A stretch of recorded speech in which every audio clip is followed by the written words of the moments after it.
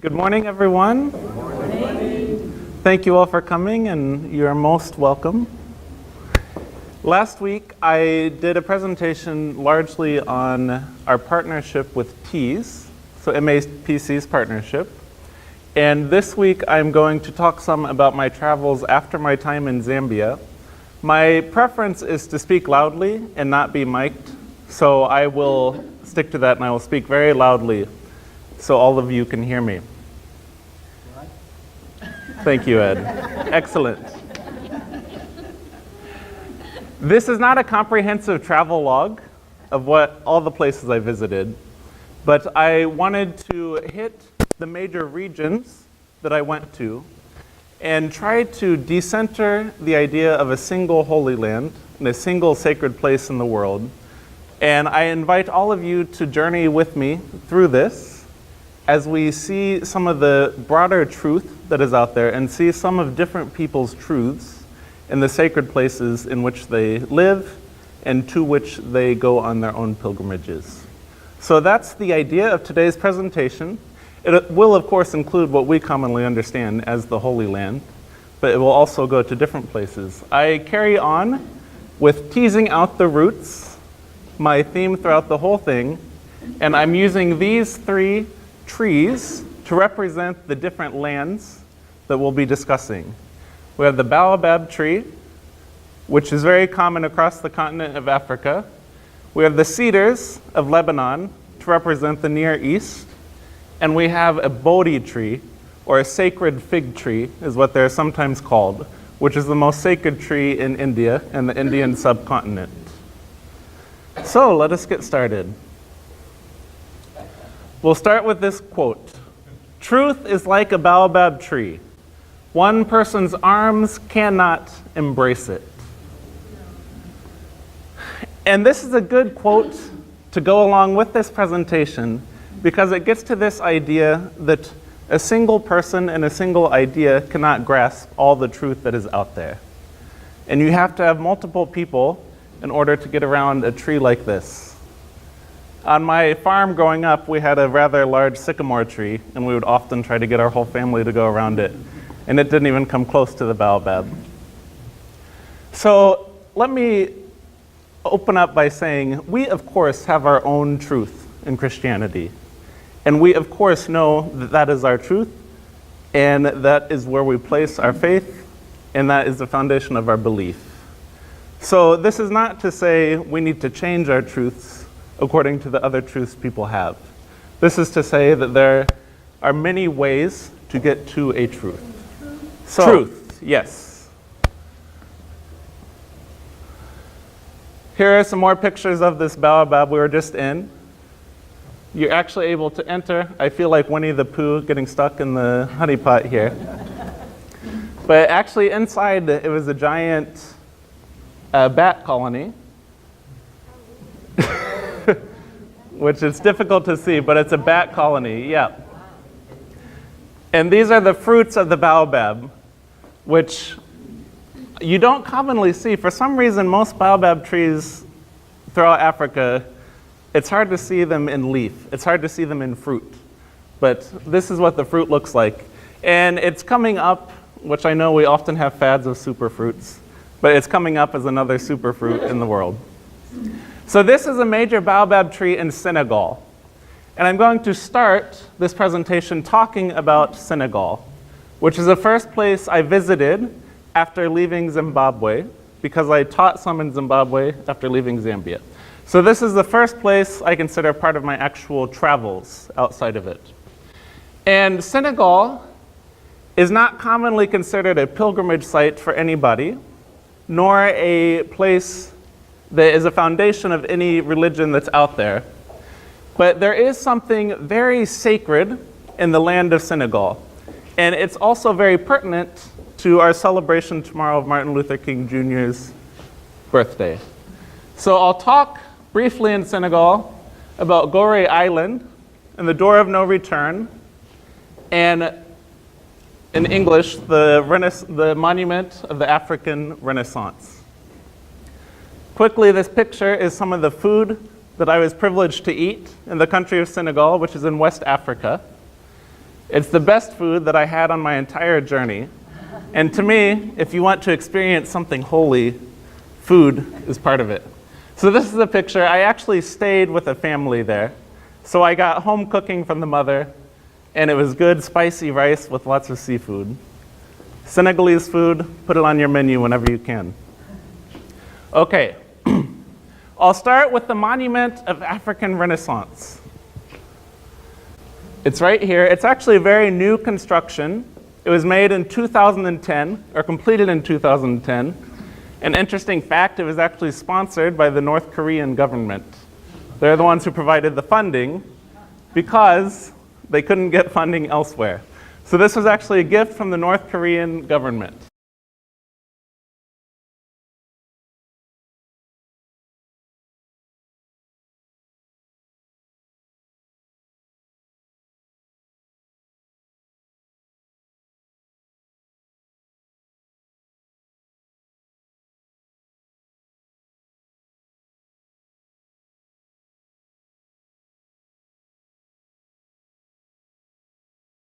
When I was there, I was thinking of all of you and pointing back to New York City. But it's of great significance because Senegal, and I'll get to this next picture soon, Senegal was one of the major ports for the transatlantic slave trade. And Gorée Island, which I'll get to a picture soon, was one of the major islands where I don't think it's a majority of those who came from West Africa finally shipped off, but it's the most well-preserved place. So a lot of people do take pilgrimages to Gorée Island, which is just outside the city of Dakar, because it's where they last know their roots to come from in the entire African continent. This is a painting of the Door of No Return. And it's an iconic place. I didn't feel like I should take a picture inside the actual building because it felt like such a sacred ground. So this is a painting that they have in the monument. And the Door of No Return is part of a structure that was housing those who were enslaved, and they would be underneath the building with the masters on top. And then they would exit through this door onto a ship and go across the Atlantic Ocean. So the Door of No Return has actually become the iconic spot where people go on pilgrimage to. I think a few years back, the Obama family actually visited Senegal, and they were there at the Door of No Return. And it actually, in this painting, has a dove here with the words, "I have a dream," and on the other side, "Yes, we can." Because if you think about this whole idea of pointing across the Atlantic Ocean, it captures, more than anything else can today, the roots that people have and the roots that they have lost because of the transatlantic slave trade. So again, I include this because it's such a sacred place, and it has become a place of modern pilgrimage. Here is just a brief video of the water just outside the door. So if you look down outside of the door, this is what you would see. Moving forward to Ethiopia. And at the end, I'll open up for questions, so we can do it that way. Ethiopia, also not commonly considered a holy land or necessarily a sacred place. The last point I have up here is the Rastafari religion. And Ethiopia would absolutely be the holy land for Rastafari.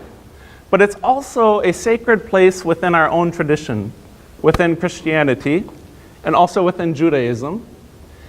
And for all human beings, because it's home to the oldest humanoid fossil that's ever been found, or the skeleton rather, it's not a fossil, which Andy may have told you about Lucy last year when you all met, but maybe not. So this is Lucy, and I think she made her way around the United States last year, perhaps. But she's back in Addis Ababa in Ethiopia. And I included her in a discussion about the Holy Land, because if we think about our creation, and we think about where humanity comes from, this is the oldest scientific proof we have of where that could be. So right now, our understanding is that humans came from Ethiopia. So all of our roots would be there. This up here is an Orthodox church. Ethiopian Orthodoxy is similar to the Coptic church in Egypt, and they came from similar roots. But in Ethiopia, they can claim Christianity, of course, going back to the Ethiopian eunuch whom Phillips converted in the scriptures. And there are also many Ethiopian Jews who, some are still in Ethiopia, many have gone to Israel by this time. But Ethiopian Orthodoxy is probably the oldest tradition of Christianity on the African continent. And in my undergraduate studies and doing some history of Christianity, we learned of this idea called Ethiopianism, or the Ethiopian trajectory of Christianity. And there are many churches across the continent today, many independent churches and some others, who would claim that they have their Christianity because of the filtering of Christianity through Ethiopia and down to the rest of the continent, rather than a European colonial mission mindset Christianity. So it's something that we should all look into as Christians, thinking about how Christianity has spread. So Ethiopia and the Orthodox Church there think of as the founding church within Africa. Finally, we have the iconic picture of the Lion of Judah. And for those of you who are familiar with Rastafari, it's a moderately or a relatively recent religion which came when Haile Selassie I was the emperor of Ethiopia. And it's from Jamaica pointing back to Ethiopia. And the belief was actually that the emperor Haile Selassie was a second coming of the Messiah. And the idea behind a lot of it is a Pan-African religion, saying that now we have a Messiah who is centered in Africa. So Rastafaris would think of Haile Selassie as the second coming and think of Ethiopia as the Holy Land, the place where it all started. Okay, and again, this isn't comprehensive. This didn't cover all the countries I went through. The trees of the Lord are watered abundantly, the cedars of Lebanon that he planted. The cedars of Lebanon are throughout our scripture, and historically, if you go through some of the ancient writings from Rome, from Greece, and from Phoenicians, the cedars and the wood from the cedars were thought to be the strongest and the best thing for building ships and for building, I think in the temple, we also use the cedars. I say we. In the temple, the Israelites use the cedars as well. Let me move forward with one picture. Here we go. So these are all pictures of cedars in what would be called the Garden of the Gods in Lebanon. If you look very closely, it's kind of hard to see. A sculptor has gone in and sculpted Jesus' crucifixion up on top of that. I wish I had a zoomed in picture, I don't, but I can send out the slideshow later so you all can see it. And then these are other pictures of the cedars. To give you an idea of the cedars of Lebanon, I think they're one of the only trees where the cone grows up, so it's pointing up towards the sky, rather than those cones that point down commonly in other coniferous trees. So they're very interesting and they're massive. If you go out there and you simply want to meditate, it really does feel like you're in the Garden of the Gods. I think it's a very accurate portrayal. So the cedars of Lebanon we will use to represent the Near East and the Holy Lands in the Near East. How do they propagate? By cones? Yes, they're cones. They're cones. But the cones grow upward and will eventually fall off. So, we have what we know as the Holy Land of Palestine and Israel and Jordan and parts of Lebanon. So I'll go through each of those places because I was privileged to visit each of those places. When I was in Palestine and Israel, Unbeknownst to me, which I should have known, I arrived a day before Yom Kippur. So I spent Yom Kippur, the highest holy day in Judaism, in Tel Aviv, which Tel Aviv is a city about the size of Atlanta, and it entirely shuts down. And Tel Aviv is considered more secular than most of the rest of Israel. But not a car was in the street, businesses were not allowed to be opened, there was nothing going on, which commonly happens each week on Shabbat, but not in Tel Aviv. So it was very eerie, actually. People just wandered the streets with no electronic anything going on. And people were in mourning because Yom Kippur is a recognition of the Day of Atonement. I don't want to say celebration, but the recognition of the Day of Atonement. And it's a day of intense fasting. And it's, again, the highest holy day. So, unbeknownst to me, which actually was a theme throughout my travels, I ended up in several places on kind of the highest of holidays. And I consider that a blessing because I got to see how some of these pilgrimages work. So that was just a brief anecdote about Yom Kippur. These are the photos I have. I know, looking at Andy's presentation last year, you saw the Banksy photo of the dove on the wall. This is the old city of Jerusalem from a distance. I took this picture actually standing up in Gethsemane. So standing from the Garden of Gethsemane. But in it, you can see the Mosque Al-Aqsa, which I think is considered the third holiest site in Islam. And it's also a major point of pilgrimage for Islam. And I point that out because there's not much in my presentation about Islam, but this is the third holiest place after Mecca and Medina. Are you about a half a mile from, as your photograph is, to the point that Yep. So I'm not too far away standing up on the hill where Gethsemane is. Yep. This is a picture of the wall in Bethlehem.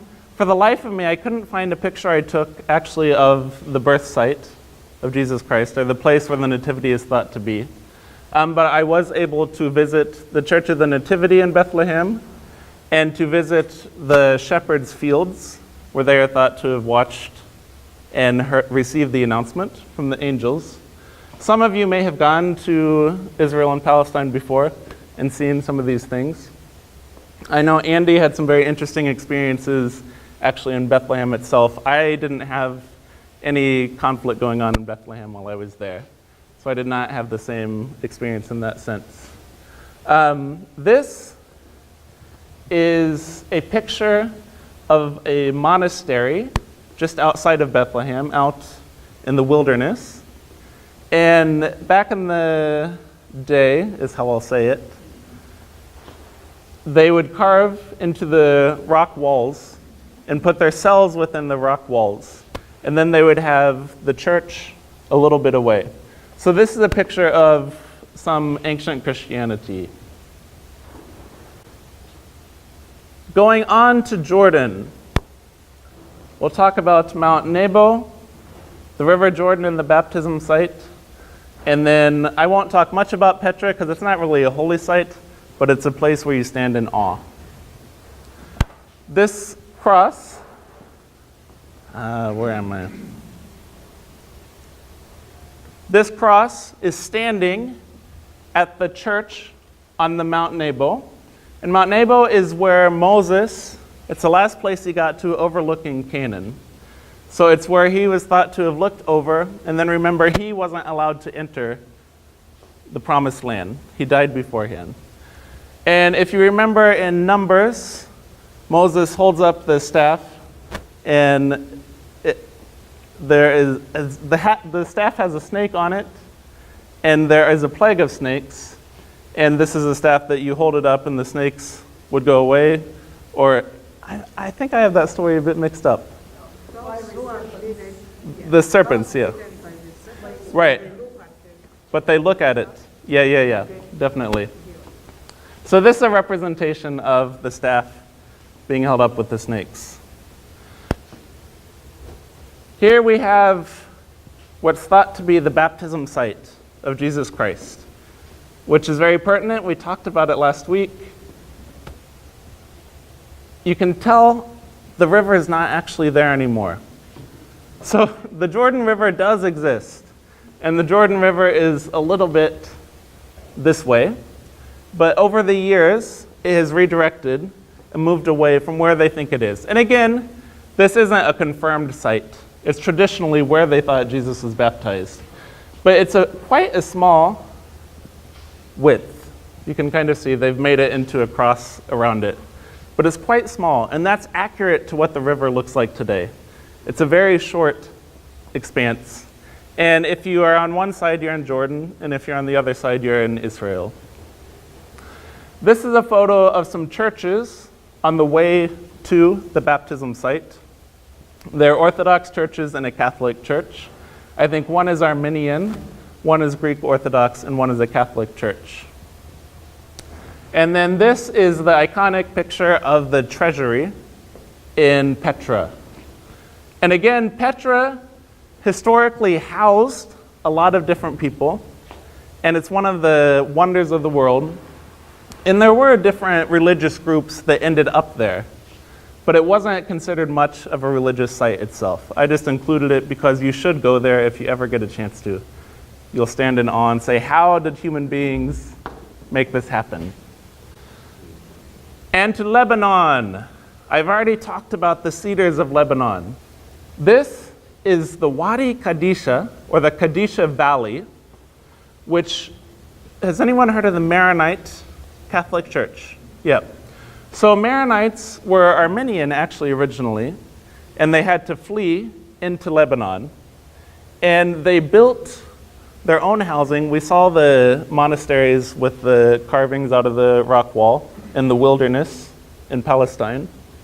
They had to build caves and hide out in the caves because they were persecuted in any place that they went. And the Maronite Catholic Church is an Eastern Rite tradition that is still in relationship with the Roman Catholic Church. So they are unique in that sense. Up here is a cave in the city of Tyre, and Mary was thought to have waited in this cave for Jesus and the disciples to come by tradition. I think we often exclude Lebanon from our conception of the Near East Holy Land, but it definitely has some sites that are traditionally there. Tyre and Sidon would be the main ones in southern Lebanon. This picture is from the town of Baalbek, and you can think of the Baals in Scripture, B-A-A-L, and they were thought to have come from Phoenicia. And Lebanon, ancient Lebanon, was the home of the Phoenicians.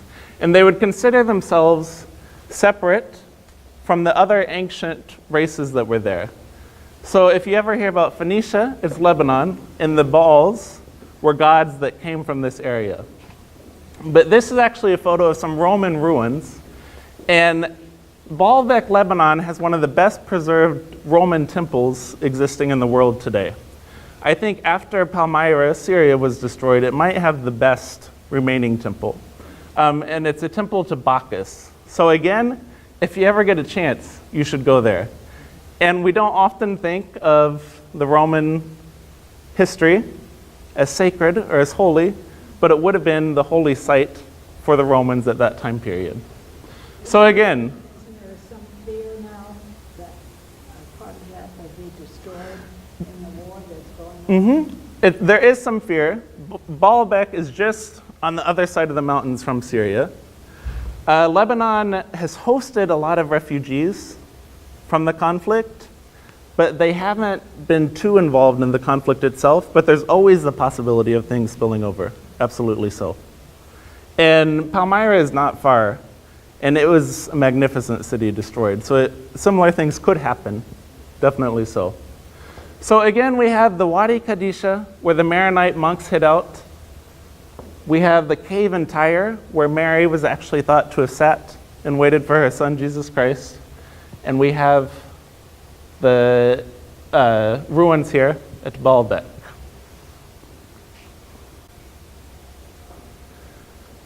And lastly, we have the Bodhi tree. Peepal is another word for a Bodhi tree. So let me read this. I am the peepal tree among the trees, Narada among the sages, Chitratha among the Gandharvas, and sage Kapila among the Cedars. And that's from the Bhagavad Gita, one of the holiest scriptures in Hinduism. Briefly about the Bodhi tree, this type of tree is thought to be what the Buddha sat underneath, Siddhartha Gautama, when he attained enlightenment. And this would be a quote from Krishna, and Krishna described himself as a Bodhi tree. So within Hinduism and Buddhism, this specific tree, the sacred fig, holds great significance. So for this last part, I'll talk about the holy places I visited in India and Nepal as part of the Indian subcontinent. Quickly, this picture is in Delhi, and it's the cremation site of Mahatma Gandhi. So for this, I'll talk about sacred places in the subcontinent, for Christianity, for Sikhism, for Buddhism, and Hinduism. First, let's take a look at Christianity. From Kerala to Kolkata. This picture right here is the tomb of Mother Teresa in the Catholic Church, now Saint Teresa, in the city of Kolkata. I know there are missionaries of charity in New York City. I walked by one in Harlem. Was it in Harlem? Yeah, I was walking through Harlem just this past week and walked by a missionaries of charity church there. Okay, this is Mother Teresa's bedroom, where she worked and where she lived. And it has become a major pilgrimage site within India for Indian Christians, and people from all over the world go there. This is a picture of yours truly with my mentor when I lived in India in 2009, and he is a priest in the Church of South India. And I know many of you may be aware, but southern India, and especially the state of Kerala, is thought to be where the disciple Thomas, doubting Thomas, came after we read about him in the scriptures. So he is thought to have journeyed across the Indian Ocean and to have ended up on the shores of Kerala. So in India, there's an ancient Christianity that predates much of our own traditions within Christianity. So that's why I'm including it again up here as a sacred site. And this is a chapel in the old age home I used to work for. As part of my travels, I had the blessing and privilege to go back to what I called home now 7 years ago, to worship with the community there and to spend time with those whom I grew to love many years ago. So I include this because for me personally, it's sacred ground. It's a holy place to go to. What was the name of it? Was it a city? It's in the state of Kerala, and the town was Kottayam. Yep. The organization, if you want it all, is called the Mundakapadam Mandaram Society. Yep. And the Christianity there now, there are some major different strands, and often you will hear them called Thomas Christians or St. Thomas Christians.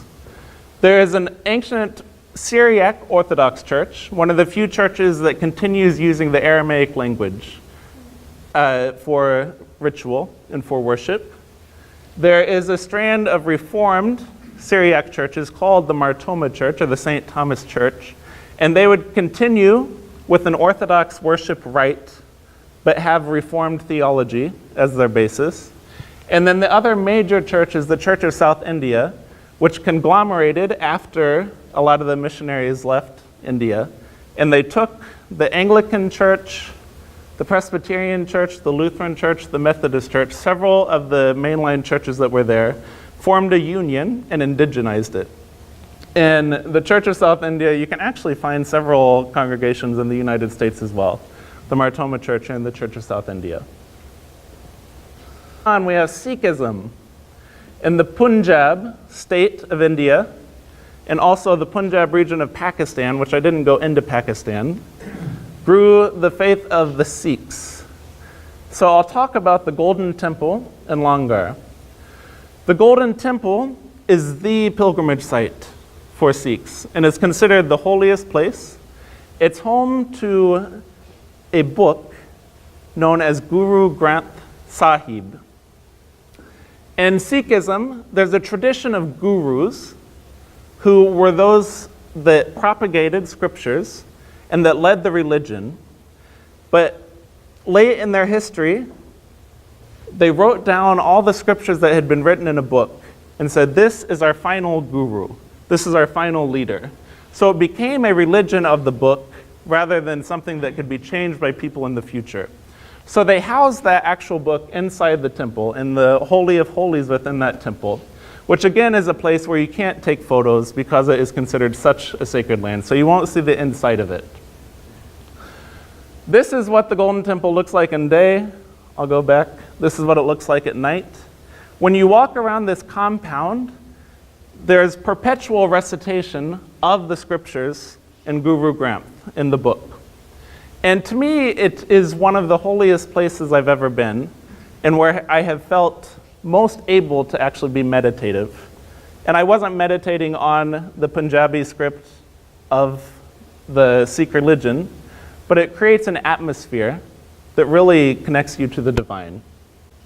Is this a place of pilgrimage? Yes, yeah. Worldwide? Yes, absolutely, absolutely. Most Sikhs come from this actual state, but they are they've immigrated perhaps more than any other Indians across the world. So it has become a pilgrimage site, absolutely. And it's also been a very contentious site politically. Under Indira Gandhi, there was a state of emergency declared, and it was largely against the Sikh religion and the Sikh people because they were thought to have been trying to create their own kingdom. So they actually invaded the temple compound and shelled it, and there's a big war for the Sikhs themselves. It has become part of their religious narrative and national narrative. So there are a lot of martyrs from that time period in modern history who are considered the heroes of the faith. Was it damaged? Yes, it definitely was. So they had to do some rebuilding of it. This picture, it says, the Lord himself is the farm, himself is the farmer, himself he grows and grinds the corn. And scriptures like that go all the way back. If you've ever been to a Gurudwara, or a house of worship for Sikhs, one of the ministries they provide is they will always give you food. It doesn't matter who you are, where you come from, what time of day it is, they will provide you with food. And hospitality is the center practice of their faith. So each day, there are thousands upon thousands of people who go on pilgrimage to this site, and they have a gigantic kitchen, and they're always preparing the meal called langar. It's a beautiful meal. It tastes really good as well. So it's good food provided to all people at all times. I think we have something to learn from that hospitality. Who provides the food? The people themselves. So the people who congregate there or who gather in that area will donate money for food. Yep. You can give money, you can do a free will offering of it, but nothing is requested, actually. And there's also constantly water provided, which is a big deal in India. So anytime you're there, you can get as much water as you want. I included this picture, which is taken from the Punjab, from the same state, because the Sikhs are the superheroes of interreligious work. So for those of you who have ever been involved in interreligious work here in the United States or in other places in the world, Sikhs are always at the forefront of doing that. And Sikhism itself kind of grew out of the Buddhist and Hindu faiths. Buddhist and Hindu religions, rather, I shouldn't say faiths. So it has a history rooted in interreligious work coming together, and now they kind of lead the charge as we talk about interreligious dialogue and interreligious work in the world. Buddhism. Nepal is considered to be the birthplace of Siddhartha Gautama, who is the known Buddha. Within Buddhism, there could be many different Buddhas, but he is the known Buddha who most people think of. So this is a picture of a temple up in Kathmandu. I forget the name of the temple, actually. I'll find it and get it out to you. Near to the city of Varanasi in India is a small town called Sarnath. And Sarnath is one of 3 pilgrimage sites that Buddhists are supposed to go to in their lifetime. And this is the stupa, or the shrine, which you walk around in that place.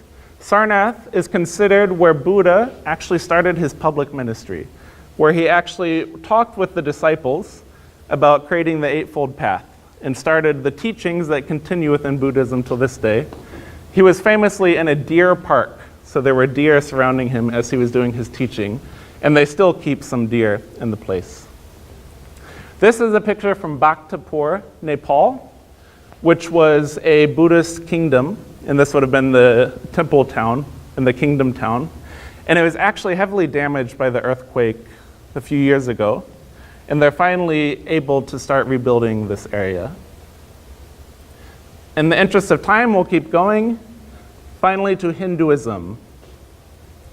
I had the privilege this time to visit the city of Varanasi, which I didn't get to go to last time I was in India. And Varanasi is considered the holiest place in all of Hinduism, to the point that there's a belief for devout Hindus, if you die in the city of Varanasi, then you move beyond all of the cycles of rebirth and reincarnation. So if you make it to the city and die there and have your cremation rites done correctly, then you get to jump out of the cycle that's considered a sorrowful, suffering cycle. So millions of people come here to die. And they actually have hospice buildings there because so many people come and so many people are so poor that they can't pay to stay in Varanasi.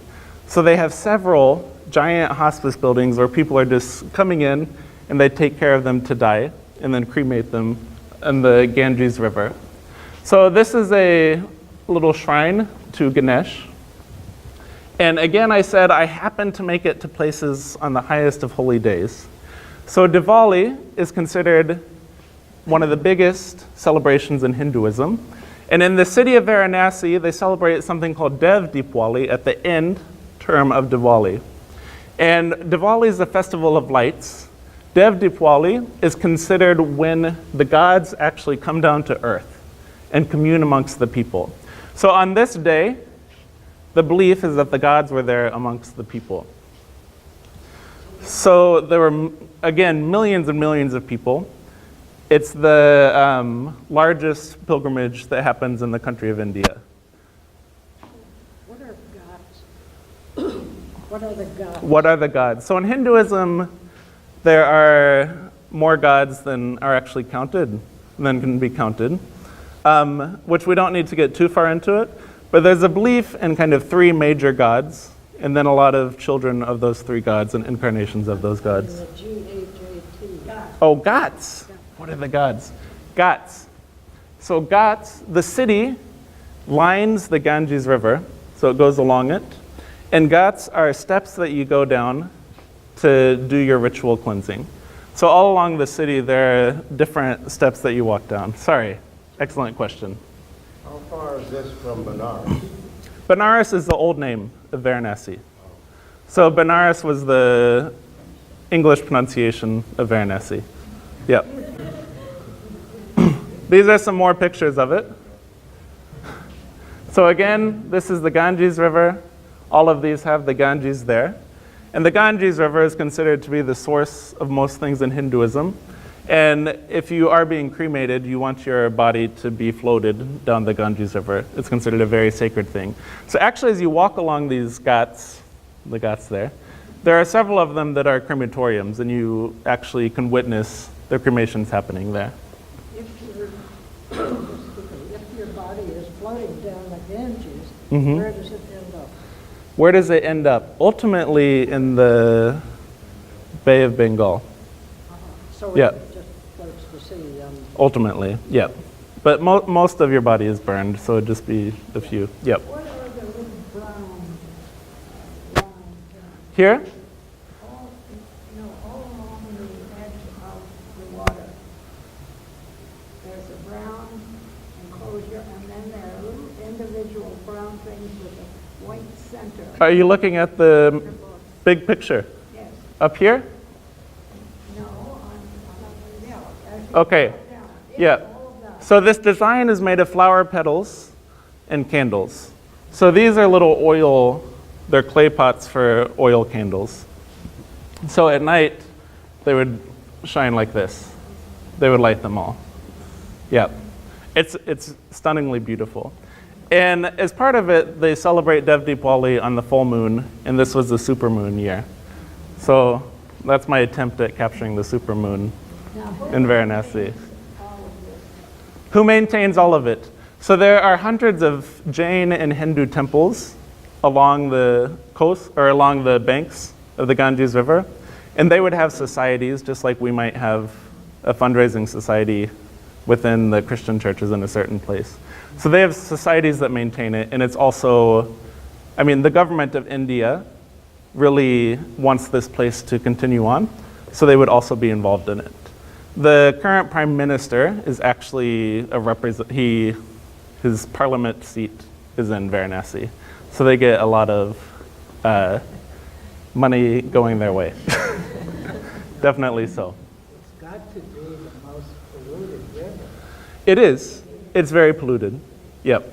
In Yep. fact, if you have leprosy, they just dump you in the Ganges. When I was there, I saw many bodies just floating. Yep. And to take one of these boats, the Orem always says, we don't take any leprosy people. So you could take one of those boats without Right. fear of getting it. Right. But it would also be considered a place where lots of people go to be cleansed, and to be ritually cleansed and to actually be physically healed. The water is thought to have properties like that. So it just depends. It depends on your perspectives on sanitation. Yeah. I mean, and for a lot of people, it's the only water source there. So that's where you bathe. So it's part of it. Yeah. Is leprosy highly contagious? I don't know much about leprosy. We'll have to, I know it's highly stigmatized. I don't know how contagious it is. Yep, yep. In closing, because we are out of time, I want some questions to be allowed. No, we have 10 minutes, but I want you to all have time for questions. So, when we think of India, obviously we think of Hinduism.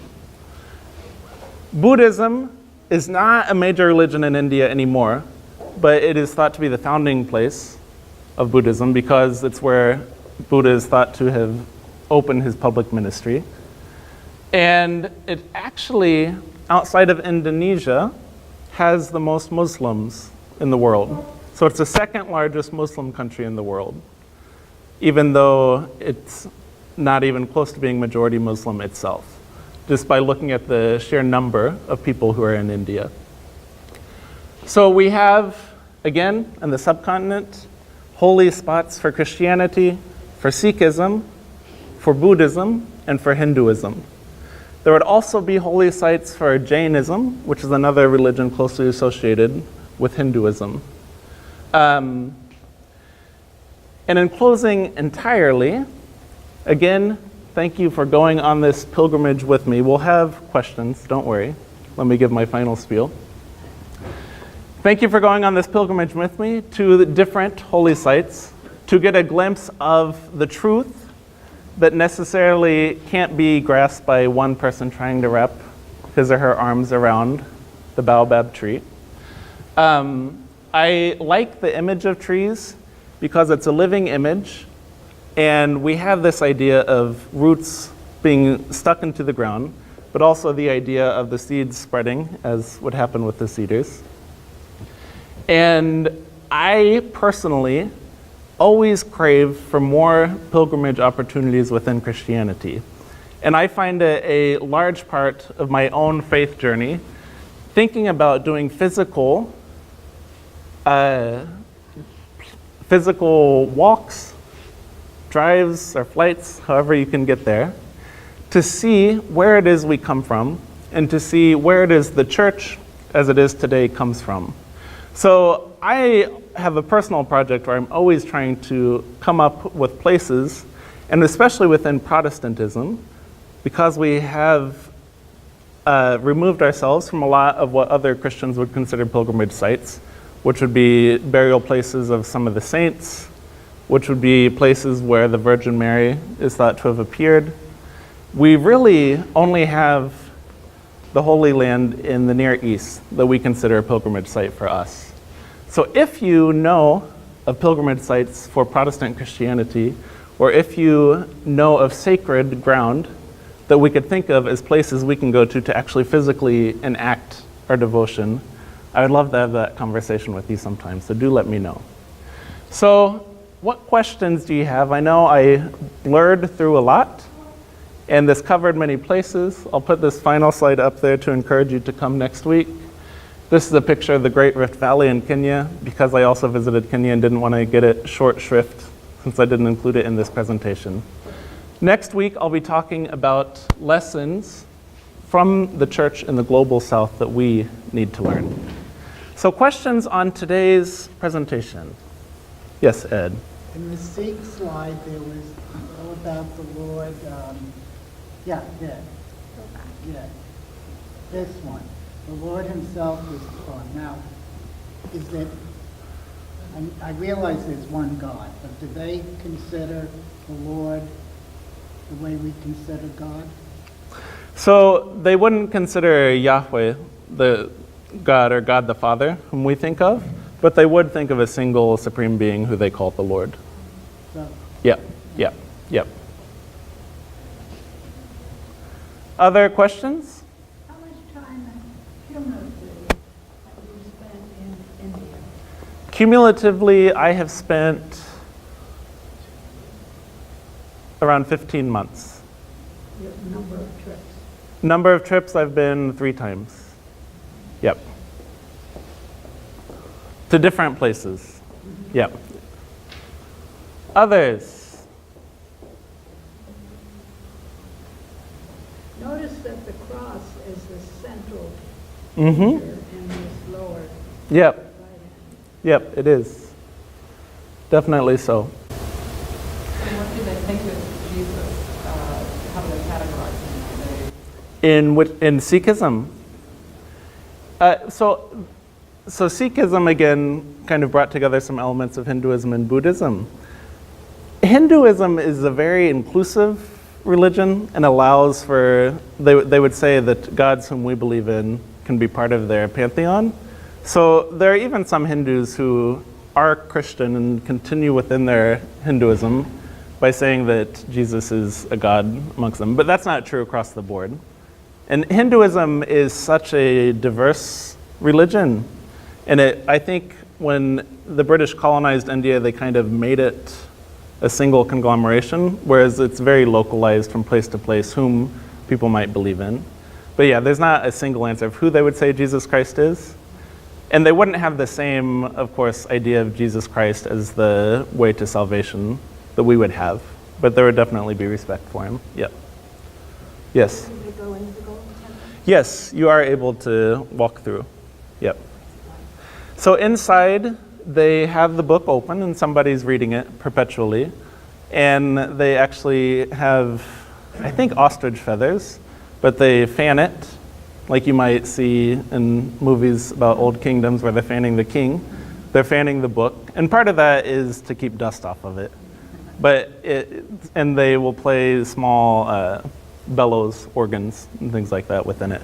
So there's a chanting going on with music of the scriptures. Yeah. And there's also offerings that people make. And as you leave the temple, you also receive what's called prasad, which is a sweet, I think it's wheat meal. I don't know which grain it is that you're supposed to eat afterward. That is a blessing that you receive for going through. Now, does the temple run as deep as the dark panel that we see at the bottom? So the temple is surrounded by water. It's a trough of water. And the base would go down, but there aren't rooms underneath it. Yep. So you actually have to walk across. This is I think it's the other side of it, but you have to walk across a bridge to actually get to it. Yes, Kathy? In Sikhism, what do they have by way of worship services or prayer services? Mm-hmm. They gather regularly. Yeah, they do gather regularly, and they would have daily services, but it is essentially recitation of the scriptures. But you can go to Sikh Gurdwaras in the U.S. as well. And there would be a service where there's some recitation of the scriptures. They would, and prayer is part of it. I don't know if there's a sermon. I don't actually know about that. There may be some interpretation. So there's thought to be one God within Sikhism, but then its roots are in Buddhism and Hinduism. So actually, it's a very interesting history. A lot of Sikhism comes from those who were outcast in the Hindu caste system, and it was considered to be a more inclusive way of bringing people together and saying you're all equal and you're beloved within this. So it took some of the proponents of equality from Buddhism and was traditionally, historically Hinduism, and said we're doing away with this system. And there's a revelation belief in a single God at that point. Was there a founder? Yes, Guru Nanak is his name. What, 400 years ago? I think it was around like the 1300s. Yep.